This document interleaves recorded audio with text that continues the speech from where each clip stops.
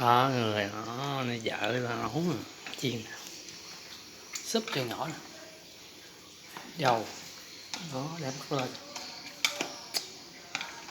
quá ngon, sụp con nó đùng cạn nước không dính đó sụp rồi đó, thấy chưa?